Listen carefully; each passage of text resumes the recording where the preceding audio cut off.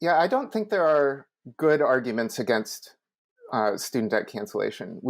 There's a lot of misconceptions. So one thing that we hear a lot is like, oh, if you cancel the student debt, then that means somebody else is going to have to pay for it, that this is going to be picked up by taxpayers or something like that. And that's just not true, because most of this debt is owed directly to the federal government.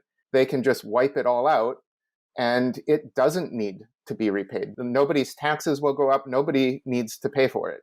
And we do see some bad faith arguments from some motivated, bad faith, sort of right wing economists and policy wonks. Some people have tried to suggest that student debt cancellation is regressive. That's just factually false. The rich people don't have student debt because they're rich. They just pay tuition out of pocket and graduate without any debt, pass go, collect $200, and start their life way ahead of everyone else who doesn't have the same intergenerational wealth. And we know it's perfectly calibrated towards, the people with the least amount of wealth are forced to take on the most amount of debt. So student debt cancellation is progressive.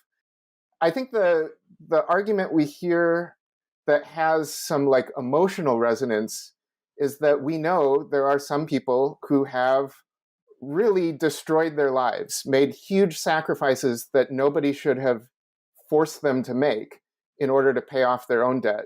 And I can sort of understand emotionally that they might say, well, that doesn't feel fair, that I had this horrible thing happen to me.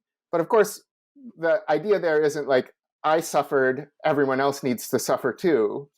I'm somewhat sympathetic to this, and then looking at it slightly differently, I'm less sympathetic to it, right? Like the reason that a lot of people who like paid off their debt graduated in the 80s or the 90s when the amount of debt that they had to take on was much lower than current students have to take on. So we're just talking apples to oranges here.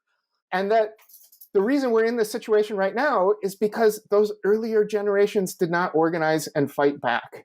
The Debt Collective has been deeply inspired by the student movement in Montreal and in Quebec, where when in 2012 or so, when Quebec was going to start charging tuition and fees, and it, like on American scales, this was minuscule. We're talking like just a few $1,000s. They shut down the universities. They shut down the city. They had the largest protests in Quebec's history. The protests were so large, they made it illegal to protest. And it's complicated, but they kind of sort of won. And so if earlier generations had fought back when the student debt the average debt were only $5,000 instead of $30,000, then we would have better funded public education and people wouldn't have debt at all. So although I'm partly sympathetic to that feeling of like, I destroyed my life, I shouldn't have had to, that's not fair, I agree. You shouldn't have had to do that. Let's make sure no one else has to do that either.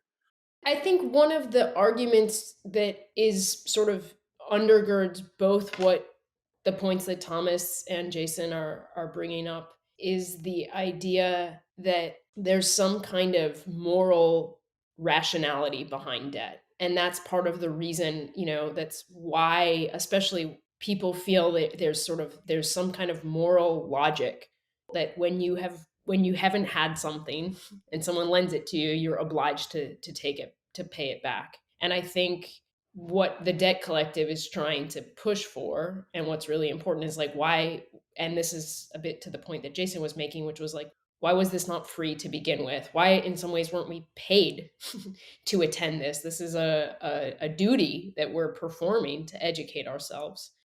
It makes people really uncomfortable, I think, more than the economics behind it. There's some kind of sense of some kind of real sort of moral gravity around the idea that if you have debt, you have to pay it back, and that is the fairness. And I think that really needs to be sort of examined and really thought about, really kind of interrogated, who owes what to whom.